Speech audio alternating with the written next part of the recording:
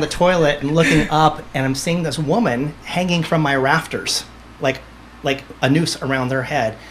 It scared the shit out of me, where I almost fell off the toilet. The pee went one way, I went the other way, and I shook my head, and then she was gone. And I'm like, I remember going back to bed that night, Yasi, and I told Spirit, if you want me to work for you, I will, but don't ever pull that shit on me again when I'm not ready for it.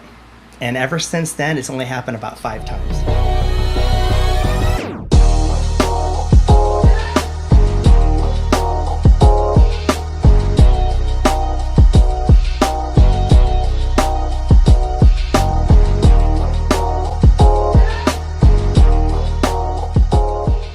All right, we get to do another show this week, huh? Our third, fourth one, Ollie?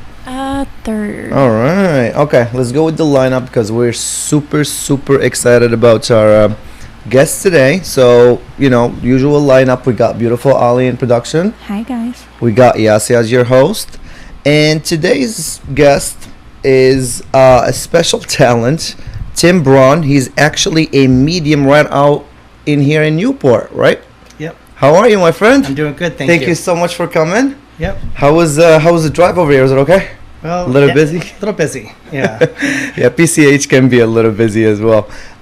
So let's start with how did you get your abilities? Did you get them when you were young? Sure. Or? Yeah, so when I was about 5.5, 6 years of age, I was seeing, feeling, and hearing spirit. Mm-hmm. And my parents, they live in Whittier, and they have a half an acre on this beautiful property. And I would always go in the back of the property, and I would get my shovels out, and I would be digging dirt with my friend Joey, who lived down the street. He lived 4 doors down on the left.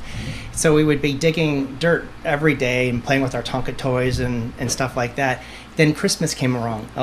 My parents are very, very big on Christmas. And I told them, I says, we need to do a stocking for Joey.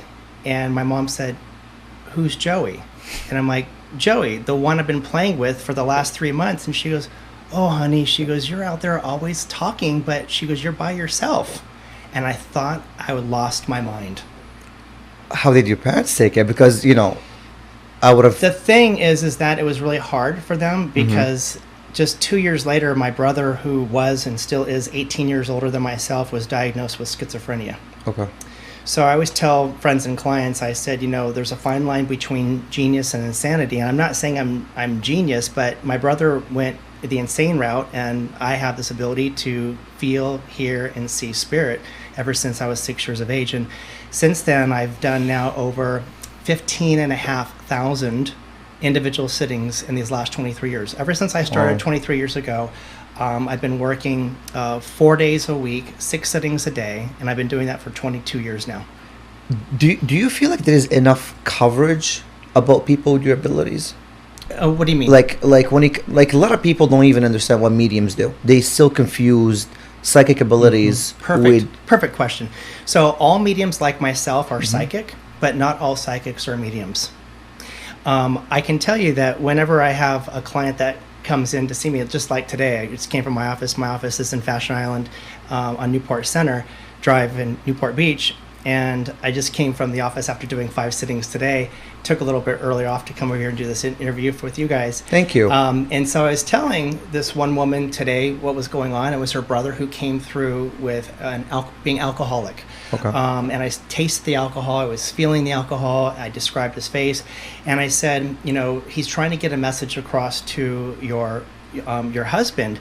And I said, I don't know how you're going to get this across to your husband. Maybe you can tell him that you had a dream, or you can tell him that you went to a medium. She goes, oh, he saw you last year. He totally believes. And that's been a consistent thing for me, that anybody that's ever sat with me in a session totally gets me. Okay. Just because I'm very direct, I'm very honest. Whenever you come to a medium, and medium is not, I don't focus in on the psychic. I focus on people who have passed over, So I focus on the dead. Right. And whenever a person comes to see me, all they need to do is they just book their appointment with my assistant. We take their first name down, their phone number, and that's it. Whenever you go to a medium, always remember, the less the medium knows, the better. Nobody should know anything about who you're trying to contact. That was going to be one of my questions later on. I was going to tell you, how could you spot a fake? You know what I mean? Like a lot of people, you can find a lot of people that act as, they're mediums online, or you could take an appointment. Sure. Anyone could just open an office. How could you spot a fake from... What I laugh about is when you get a card and it says, I'm a medium, I'm a psychic, I'm a channeler, I'm an astrologer. I'm like, okay, what in the hell are you doing? Like when I take my car in, I want to take it to the muffler man. I don't want to take it to a person that can fix this and fix that. I want to be specific on that. But yeah, I mean, getting back to that's a great question. Yeah. I personally feel that 90%, 85 to 90% of chiropractors don't know what they're doing. Okay, I agree with that. It's a big sell. Okay. I believe that 85% to 90% of psychologists, they got the 3,000 hours for their clinical license, but it doesn't make them a good psychologist. Okay. And I feel that 85%, 90% of mediums out there don't have the gift. Okay, so you do believe. Okay, so again, how would you spot a fake? Like, what's some things that would be like a red flag for a normal person? For you, I'm pretty sure it'd be easy, but for a normal person, and I'll give you an example. I know a lot of people that, for example, they go in, to mediums for help when it comes to, they feel sad about a passing that just happened, or a passing that happened a while ago, or they lost a loved one, could be a breakup, it could be anything, and they feel like, going to a psychic or a medium could help them with that. And sometimes people take advantage of this situation. Absolutely. They prey off the emotions. Absolutely. And so where I would tell your clients or any of my clients that go to another medium, if the medium is asking you any questions, like number one, who you're trying to contact, walk away. Okay. If the medium says, what's on your mind today? How are you feeling? Walk away. Whenever a person comes in to see me, just for small talk, just to make them feel comfortable, I said, how was your drive today? And they says, oh, it was perfect, or I flew in, or we flew in last night, we got a hotel. I'm like, okay, great, sit down. That's the only thing I ask. That's it. So you feel like the more chit-chat they do, the more they're just, okay. Right. And so, like, for example, my second client today, her son passed over, and I was describing this 21-year-old kid, just, like, amazingly how he was with his black curly hair and his blue eyes. And then she goes, oh my God, she goes at the very end, she goes, that was amazing. She goes, you even got his name was Luca. And she goes, I want to show you a picture of him. I'm like, nope. No, don't know. And she goes, no, you already saw him, what he looks like. I'm like, no. What if Luca has a big black mole on his cheek? When you come back to me the next time, I want to say, I'm seeing a black mole. Does that make sense? Versus remembering that she showed me a picture of that black mole. It makes this very absolutely makes sense. So I always like to say, the less the medium knows, the better. Okay, that actually makes a lot of sense. Could you do a reading online, because there is a lot of online people, so you could just be doing a Skype with someone and be able to do sure. I do a lot of phone sittings from around the world. Got it. Just yesterday, a woman called in from Germany, and her both parents, at 62 years of age, 3 weeks apart, died of COVID. So, it's not just here in South Orange County or the States. I mean, it's we've been affected more than anyone, but it's been out there for a while. Yeah, but getting back to your question, I do a lot of phone work. I've done a lot of radio shows, TV shows. It works just as it works fine as long as that person is receptive. They're open, because I'm going into their space. Right. Especially when I do my big shows. I've done 5 700-seat shows at Paula Casino. Wow.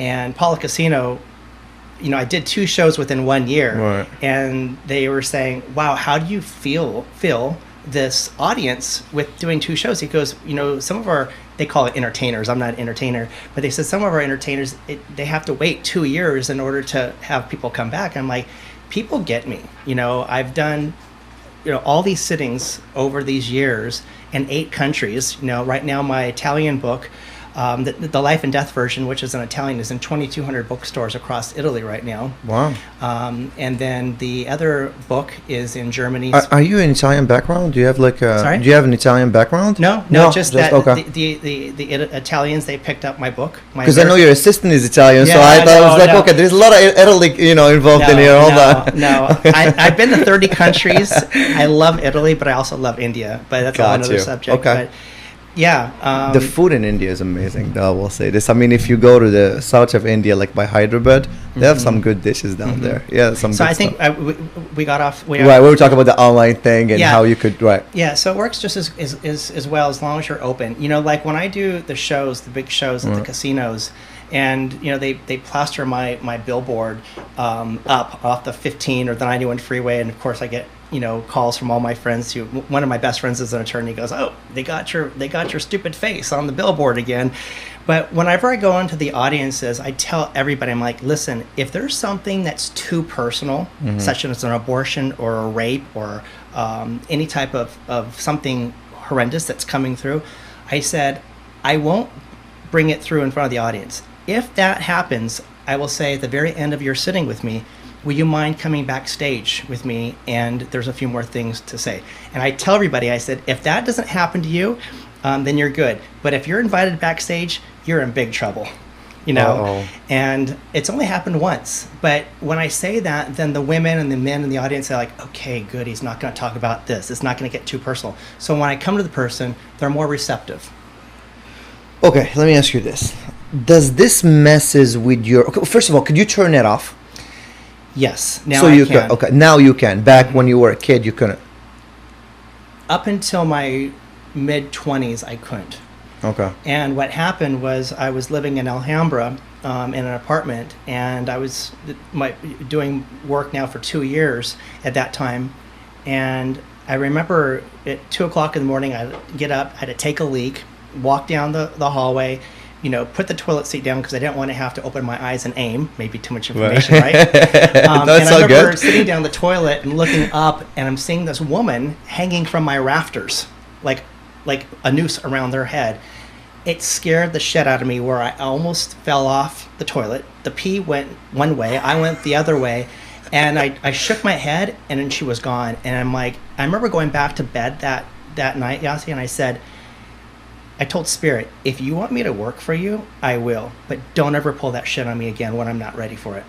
And ever since then, it's only happened about 5 times. Only 5? Not with the same spirit, is it? No. Okay, different spirit. Got it. Wow. Yeah. Does this messes with your social life in a sense where when you get invited to dinner parties or like birthdays or whatever, do they try to do like the whole magician thing? Like they come to you for like stuff like that? Well, in my experience, when I go to different parties, right. 50% of the people want to be my best friend. Okay. And the other 50% say, oh, it's a bunch of bullshit. Right. You know what? And that's fine.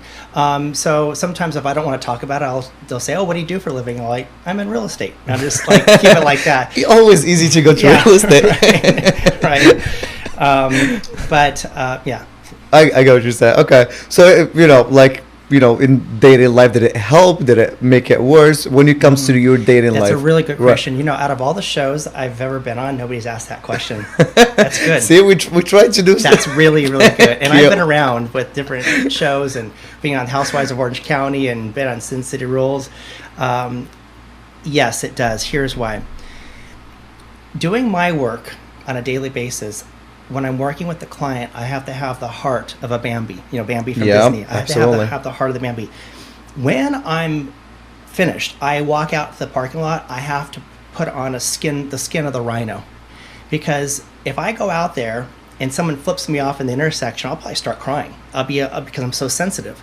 So doing this work over the years, it's made me so super sensitive. So sometimes going to parties, the music's too loud. I can't be around there. If there's too much talking, it's too loud. My ears have got so sensitized to spirit that at times with parties or with people talking too much or music, I can't be around it. It's hard. Wow. Now, the only thing that solves it is like 2 or 3 vodka and sodas. And after that, I can numb myself. I'm like, okay. But I don't want to always go to alcohol in order to numb yourself. Of course. If for some reason you had the choice, would you choose to have these abilities? I would. You would? Because I've helped so many different people. I've had, people that have come to see me, that husband, like a husband and wife, and they lost their daughter, Heather, to a suicide. She was only 17 years of age committing suicide. Wow. I can't believe it, but this is going back about 15 years ago, and they came in skeptical. I did my sitting with them. At the end, the woman thanked me, and she goes, my husband and I have been in therapy once a week for the last year and 2 months since our daughter passed. We received more healing in this 55 minutes with you than we did with our therapist in a year and a half. Now, I'm not discounting therapists. I think therapists are wonderful. I personally think that everybody on the planet needs a therapist for a good 6 months. Absolutely. I think that's like a prerequisite before you get married or have a child, is do work on yourself. But it was really kind of flattering that they said that to me, because I'm like, wow, I'm really making a difference, and I think that's really the intention always for me, is I really want to help people. I really want to make a difference. Okay. So let's say, what would your advice be to parents when they have kids come into them and they're like, hey, we're seeing something, So usually, and parents don't get to believe them all the time. What would you like, if you had the choice, or if you had the chance to like advise a parent to actually take this seriously, what would you say to them? Believe and listen. And sometimes those children can be the best mediums in your home.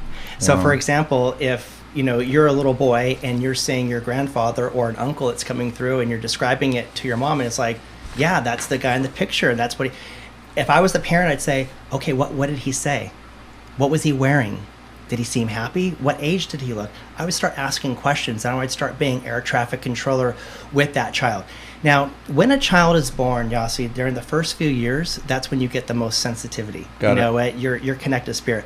When we reach about 7 or 8, because of our society and our family, we're told not to really sense. We're taught to think. Right, because they scare you into it. Because here's the problem nowadays. If there's a little bit something wrong, or can see things or whatever, they feel like he's mentally ill.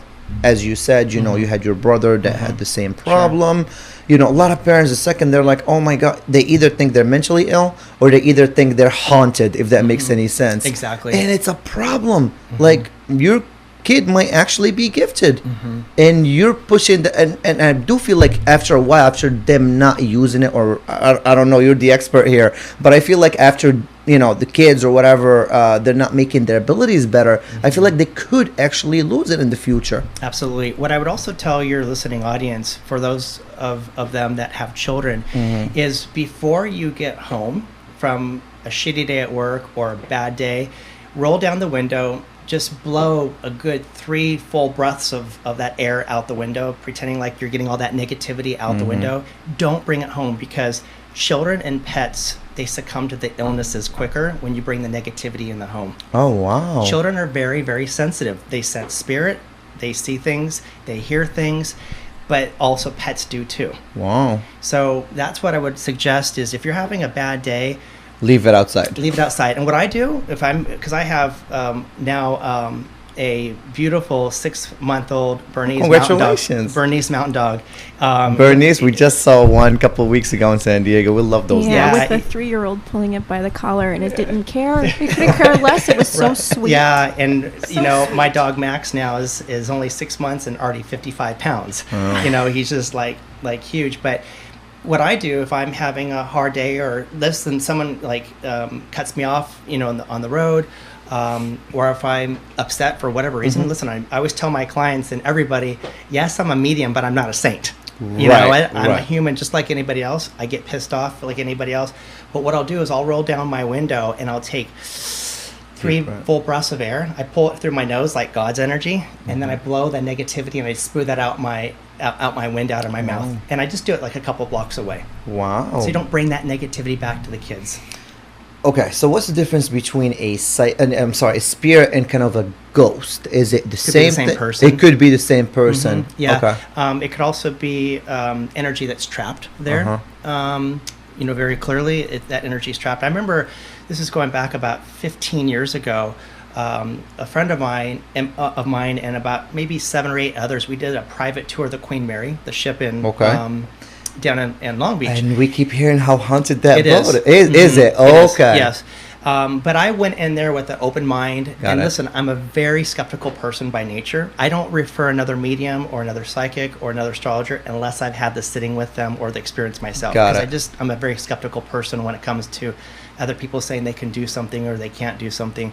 But I remember going in with an open mind with my friends, and all of a sudden we got the behind, because my friend Phil, he knew somebody on the ship that got us down below deck and stuff. So we're walking down, and we're walking, and I remember putting my hands like this. And I'm like, oh my God, I feel like I just got my ribs crushed. My friend, who's kind of skeptical, he just looked at me and he goes, how did you know that? I'm like, how do I know what? I just feel my ribs crushed. And he goes, back in 1943, a 19-year-old boy, a male adult, was killed and crushed with the watertight doors. They were doing an exercise, and it was going beep, beep, beep. Wow. And the kid was jumping back and forth, showing off to his friends, and the door went too quick and crushed him. So that was trapped energy. So do I feel that soul is still there? No. But I feel that energy is trapped there. Okay? For example, I love going to open houses. I like going to open houses just to see people's views. In the inside of the house, I don't care. Got it. No matter how expensive it is or this or that. But I remember recently even going through homes and I can tell, oh my God, they're selling it for divorce. Or, oh, the mother died in here. Or, oh, there's a... Oh, so you can feel the energy Yeah. right away. Got it. Yeah. Got it. So got it. is that murder, suicide? Is that in the living room? Is that soul still there? No, but that energy is trapped there or stays there. I say trapped. So energy, spirits. Wow, that's Yeah. very So interesting. getting back to your question regarding ghosts and spirit, yeah, it could be the same thing. But I always tell clients that if you're seeing that ghost or spirit in a home, if it feels okay, just say, if you're not of love, light, or of God, go away. Because what if it's a parent who's passed over? What if it's an uncle who you had a great relationship? You don't want to start splashing holy water and say, get out of my house, get out of my house. Now we're really getting into it, because this is what people want to hear. They want to hear about the spirits and the ghosts. Actually, I've had a lot of people asking me to send them the link once it's up, because because this is something very cool in a sense. Cool, some things is a little scary, but still cool. But good stuff. Now that we're getting into it, so why are they trapped over here, or why are they still here? Is it like what the movies say, what the shows say, like, because there is that, I don't know, like a little period they have to do something before they cross to heaven? Or that's a very individualistic question per person. It's different for every single person. I would have to say the 70 to 75% of my sittings that I do, right, that person's coming through, giving the validation that they're there, but they're helping them through their difficult times now. Okay, as that support. Okay, right. I've heard the question from many of my clients, wow, have you gotten the last, because I've even through COVID, I've been working 5-6 sittings a day, 4 days a week. Some of it's been by phone, some of it's been in person, right, but I've been fully booked, and people say, wow, have people been coming in and talking about COVID? I'm like, no, only 2 people have. People want to hear from their loved ones. People want to hear from their family members. Absolutely. Absolutely. And could spirit just keep following the same person over? They can. You don't see anyone's around here. I haven't picked anything up yet. All right, no, perfect. No, no. We're Gucci, so perfect. The first time we walked into this house, I was like, I wonder if anybody got killed here, because I'm very into true crime and stuff like that. He gives me crap about it all the time. I do. I was like wondering if there was any heebie-jeebies in this house. So I love true crime and I love forensic files. You know why? Why? Because at the end of every episode, they catch the motherfucker. Can I say that word? No, you're fine. You could swear. You can do whatever you want. They catch the motherfucker. Yeah. Unsolved cases get me kind of a little, because you don't know what happened. You know, and sometimes my neighbors will, I'm walking the dog and like, oh, I heard you were watching Forensic Files last night, because I shout, good, they caught the motherfucker, because I get so excited, because in my work that I do, a lot of times there's not a lot of closure. Yeah. Especially for a brother who's gone missing, and I'm not seeing that person in the sitting, so I don't know if that person's dead or alive, and it doesn't really give that much closure to that person who is looking for a missing person. And again, I don't specialize in that, but if that comes up, sometimes I don't see it. Could you have a sit-in where people come to you and be like, hey, I see nothing? That's come through out of all the sittings I've done, that's happened 7 times, where I stopped the recording after about 5 minutes, and I said, I can't do this. Now, this just happened. The last one happened about 4 years ago. A woman drove in from Sherman Oaks. She had made this long drive. This is, of course, before the pandemic, so it's about an hour and a half one way. She sits down, and I'm looking right down at her knee, and she goes, "Why are you looking at my knee?" And I said, "Because I'm seeing a Cocker Spaniel dog licking your knee." And she just kind of gave me this like this, and I said, "Do you understand what that means?" And she goes, "I'm not here looking for a dog." And I'm like, "Well, there's this dog here." I says, "Have you ever had a Cocker Spaniel?" And she goes, "Yes." And I said, "When?" She goes, 2 years ago. I said, "What happened to it?" She goes, "My husband killed it." And I'm like, "The dog's here." You know what she said? "I'm not here for the dog. Where's my daughter?" So when she said, "Where's my daughter?" she didn't want to hear from anybody else. She wanted to connect with her daughter who passed. And when she said that, I'm like, first of all, you gave me information, which I don't like to have. Second of all, your energy's closed. And third, you're only focusing on one thing. I call them sittings. We sit with spirit, and we see who comes in and who doesn't come through. It's basically like a crapshoot. You can invite and send the thoughts out to certain people that you want to come in. They may or they might not come in. That's why I always call them sittings. We sit with spirit, and we see who comes in and who doesn't come through based on the validations. Okay, that's actually very cool. Again, could these spirits or ghosts, could they harm you? Could they harm us? Sorry, us the living. Yes and no. Let me start with yes first. If you live your life, and let's just say you're a meth user consistently, or let's just say a cocaine user consistently, or alcoholic consistently, what happens is it basically lowers your energy, lowers your vibration. It makes you kind of, it's kind of like, Right. You're at a bar at 1 o'clock in the morning, and the girl's kind of like staggering a little bit, and it's an easy kill. The same thing is that when you're doing the drugs, the alcohol consistently, for spirit, the negative spirit, that's an easy kill. So then those who have passed over that are murderers or rapists, what they'll do is they'll link with your energy, and they'll usually make you do things that you normally wouldn't do. And that's why you hear a lot of times people, when they wake up in jail the next morning, the interviewers are saying, "Why did you murder your wife?" And many times you hear the person say, "I don't know, the devil must have made me do it." Now, that's a good one. So it's not about the devil, it's just when you're in that negative energy. Like the Uber driver. Okay, so I was listening to this case, or I was, true crimes or whatever. I was listening to this thing on YouTube, and this Uber driver just went bananas one day, and he started going around to he was picking up passengers, and he had his dog and his guns next to him, and he just went bananas and started killing everyone. And then when they arrested him and got him to the police station, it was like the Uber app was telling me to do it, and I didn't feel what I would. Well, in that case, that person could be a little psychotic, mentally unstable. But we're talking about for drugs, alcohol, when you're consistently on that lower vibration. Now, when you're in a higher vibration, when you're very positive, you're open the doors for somebody, you don't think things negative, you attract with those on spirit side who are say, for example, the bankers or the entrepreneurs, the successful people. So if you don't use drugs, you don't have to worry in a sense? Exactly. Oh, wow. Okay. Straight up. Yeah. And listen, if you have a couple of people in your viewing audience that, do recreational drugs here and there, that's okay. Does weed count as a drug? Yeah, because it's still, I got But I always tell clients, if you're going to do that, fine. But before you start, just envision God's white light around you. If you don't want to say God, you can say spirit, the universe, it's all the same. Just imagine this bubble of white light all around you that nothing can penetrate through. And you want to go and smoke that weed or, do a line of blow, fine. You know what? But you have to keep your vibration up. There you go, kids. Stay away from drugs. Straight out of the medium's mouth. Straight up, stay away. Another reason why you should stay away from drugs. This is always has been super interesting. So I'm Moroccan, and in Morocco they have a lot of psychics, and we're gonna do I don't know, they use bunch of different stuff in Morocco to and the jinn thing. And the jinn thing as well, right? Where, which is ghost or whatever. So so when spells or when people say that they put spells on someone, Mm-hmm. should they be worried? Because a lot of people are like, oh my God, this girl put a spell on me and I wasn't all right for the past year. Is this something you specialize on, number one? And number two, should they be worried? I mean, is it even...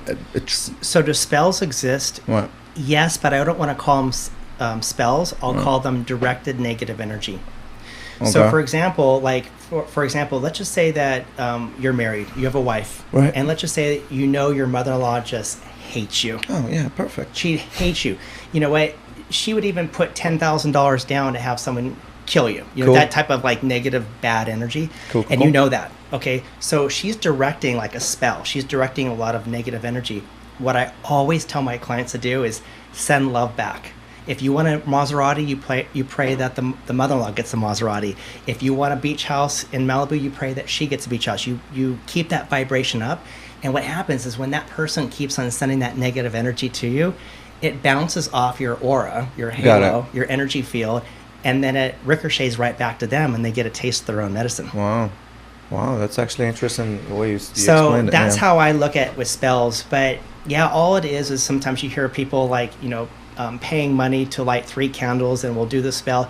All it is it's directed energy. All right. So you're a big believer in energy. Do you believe in karma?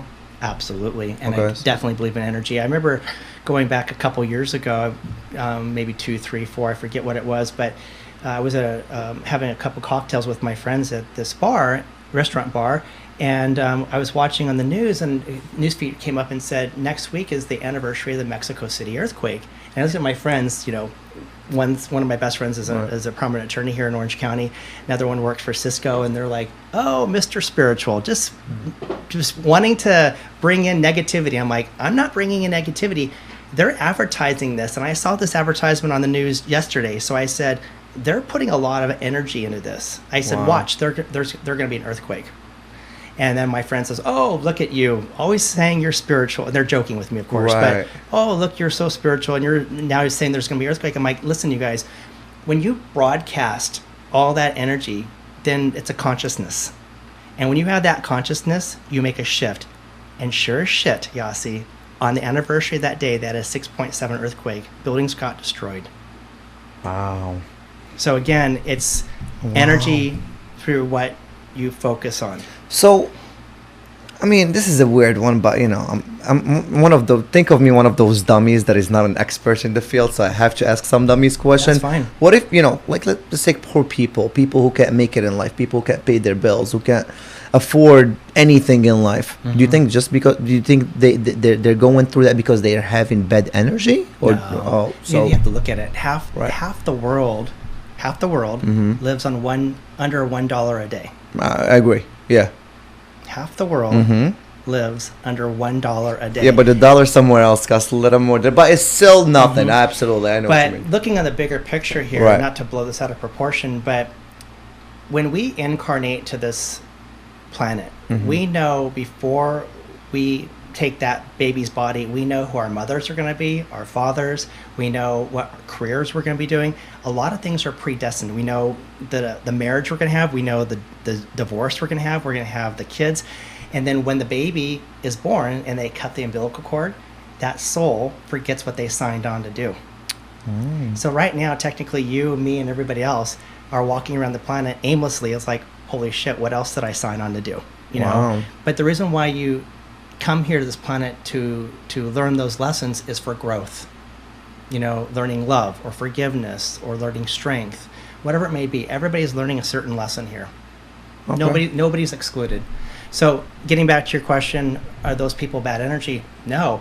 I mean, Bad luck, maybe? no. No, Listen, like- money's not everything. I mean, sometimes being dirt poor. I remember, I've been to 30 countries, and back in 1995, I went to Calcutta, India, and I actually got to work with Mother Teresa in Calcutta Okay. for a week and a half. And I remember being in the street the day I arrived, and I remember stretching my arms up like this, and I'm saying, "Oh, thank God I'm home." And I was the poorest of all cities. I had donkeys that were shitting right next to me on the sidewalk. I had kids that only had their underwear begging for money. I'm like, "Oh my God, I'm home." You know what? And in India, if you look at it, It's a highly spiritual country, but materially bankrupt. You look at our states here, we're very wealthy, but basically spiritually bankrupt. And when you have two different inequalities, it's not good. You have to have balance in life. India was very interesting when I went to it. It's actually one of those places you either love it or you either hate it. There is no middle. Mm-hmm. They do have, a lot of traffic, which kind of like reminds you of California. I bet they do have a lot of people in there. But the food was amazing. I enjoyed the food in India. We talked about it a little bit before the interview. You loved India because of spiritually you were like all right in there. Is that what made you fall in love? I look at it as a past life. I just know I lived there, Okay. I just knew I lived there. Funny you mentioned that. So I feel like, I just started believing in past life. And I believe, I forgot who told me this, but I met someone in the past and they were like, you were, I believe, an army, mm-hmm. like you were like a med in the army or something. I can't stand blood until today. Mm-hmm. For whatever reason, I just can't stand blood. And I was talking to a person I met just randomly, and they're like, yep, you had the past life, mm-hmm. and you used to be a med in the... I'm like, oh, cool. Yeah, so it's kind of a carryover. You look at baby Mozart when he's 4 years of age playing Concerto No. 4 in D minor. How in the hell is that possible? A 4-year-old back mm-hmm. in the 1700s is able to play that. I look at that as that soul, that child had previous incarnations in this planet, being a musician, whether being a flute player or whatever, and so it keeps on growing. And then when you have the opportunity, you grow even more. I mean, I feel you. Do you have any spirits that always follow you? I don't think so. You don't? No, okay. No. Okay. I know that I have certain guides, spirit guides that help me, and all that are just different teachers that kind of help protect me and keep me safe and keep me level-headed. And you can talk to them just the way you're talking to me right now? Or when I'm doing a session. So whenever I do a session, I start off with a 2-minute guided meditation. And I actually do that more so for me, mm-hmm. letting spirit know that I'm open for business. Got it. And at the very end, I do a closing 1.5-minute meditation. And basically it's telling spirit like that barbershop light is off. It's like, okay, he's out of business. Which brings us to my earlier question. So you can literally turn it off whenever you feel like it. Now I can. I've learned that ability. Got it. Up until my mid-20s, I was not able to do it. That is actually, could they give you some lottery picks from time to time? No. But then again, if you knew the picks, I've seen so many different people, one way or the other, they get their wish, which is totally mm-hmm. crazy. It screws up the lessons that they were supposed to learn here on the planet. Oh, so it's always about a lesson. Yeah. Damn it. Because, me and my buddy, my co-host, we do sport betting from time to time. So we could have really used them spirits. Speaking of sports, since you primarily are a sports show, there's a book written back in 1928 called The Game of Life and How to Play It by Florence Scovel Shinn. It's a really, really good book. And I don't know if it was in that book or one of her other books. Maybe it was one of her second books because it was like 1940, and this young man was preparing for the Olympics, mm-hmm. And the coach came up to him, and the athlete was in a hammock with a piece of straw in his mouth, swaying mm-hmm. back and forth. The coach lost his lid and says, "What in the hell are you doing? You're supposed to be practicing. We're having the Olympics in 2 days." And the athlete put his hand up and says, "Just give me 1 minute." And he still had his eyes closed, and he was still kind of humming a little bit. And he opened it up, and the coach was just more infuriated because... Yeah. And the athlete said, "I was visualizing jumping 13 feet versus 12 and a half that I'm known for." So he was visualizing that. And sure as shit, he got 13 feet. Wow. So... the thing is that when you focus that energy, and you focus in that direction, it's always about energy. I mean, you always go back to the energy thing. I got you. Absolutely. Always remember, thought creates reality. Thoughts are things. Mm-hmm. Whatever in your mind is what you're manifesting.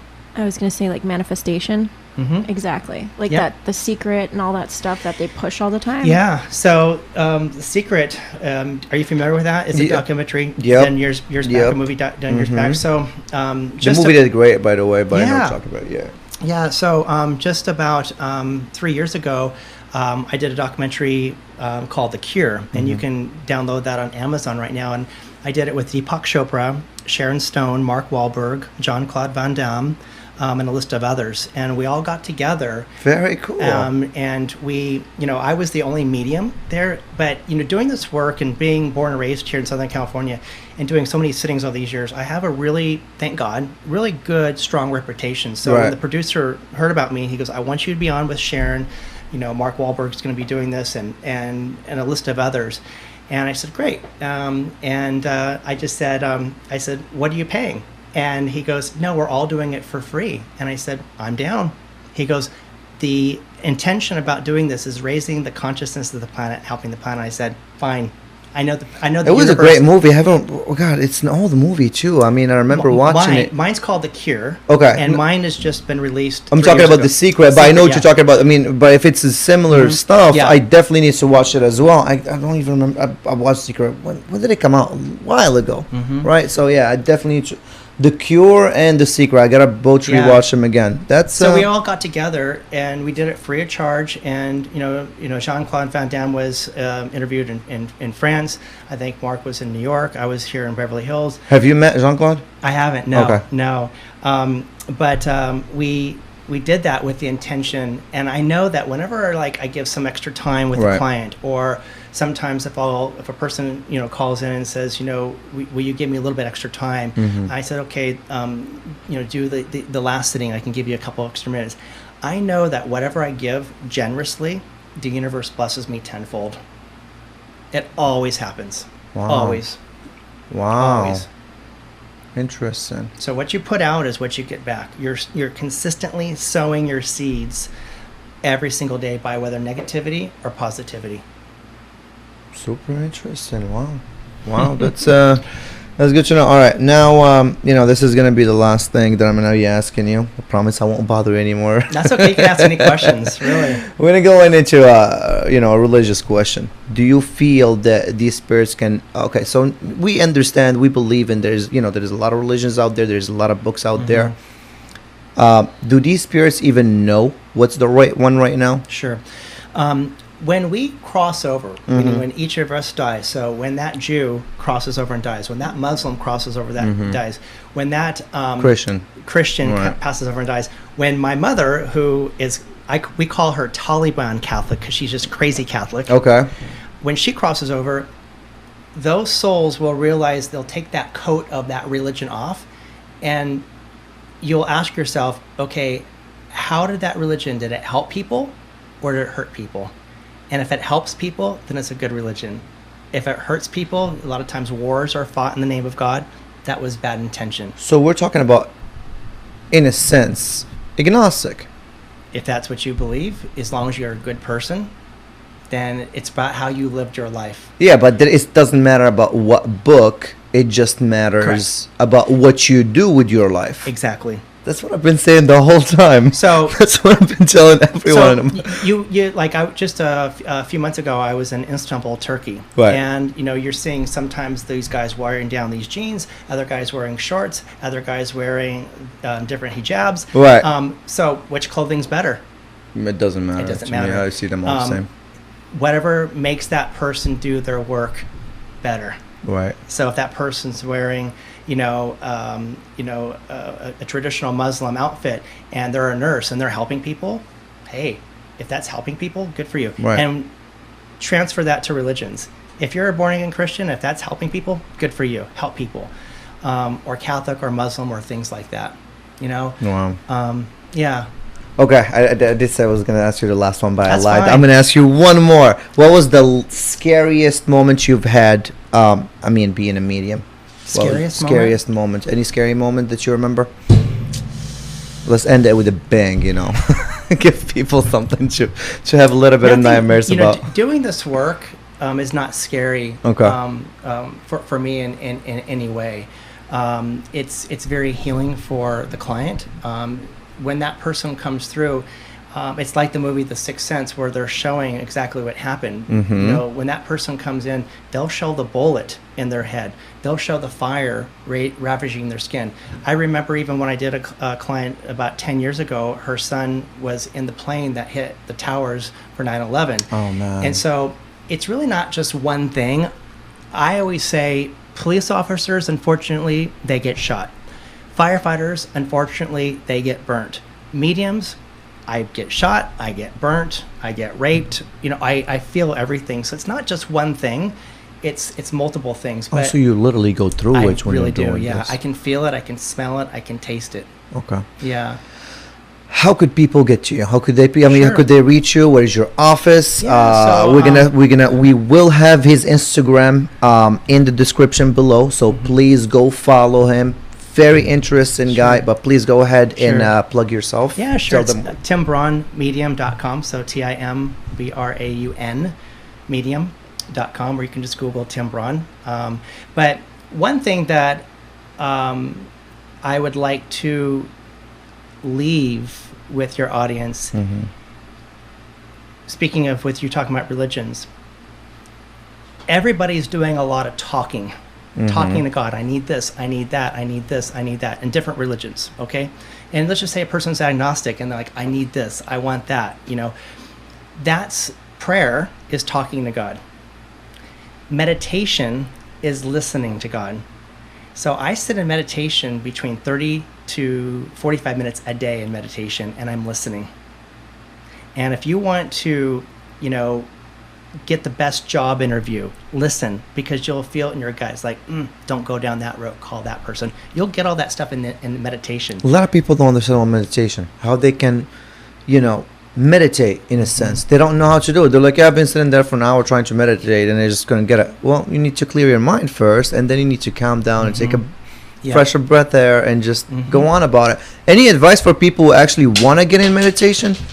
Do it. Just do it, right? You know, I haven't met one meditation teacher who said, I did not have one thought that went through my mind. I mean, every meditation teacher has the thoughts just like you and I. They get the garbage that hits their mind. Right. But it's about keeping your eyes closed and just setting a time just to be receptive. Got it. And I'm telling you, when you do that, it's like a sponge. You absorb all this information from this universe. Very. Yeah, it's super interesting. I mean, I love everything about what you do, my friend. I really do. It's very interesting. It's a very special, you know, could we call it a niche? Kind of like, it's very special, unique niche. Not everyone can do it, that's for sure. You know, to me, like, you know, like you're the closest kind of a superhero because it is an ability. It is definitely an ability. You know, God bless you. No, thank you. I wish you nothing Thank but you the very much, best. Jesse. Thanks for having me on. I hope to see you soon. You're a friend of the show, so whatever you need, you're always welcome over here. Well, if you get a lot of feedback and want me to come back on, then I'll make another trip. We'll definitely make it happen for sure. Okay, all right. Well, have a blessed day and have a wonderful rest of the week. Bye-bye.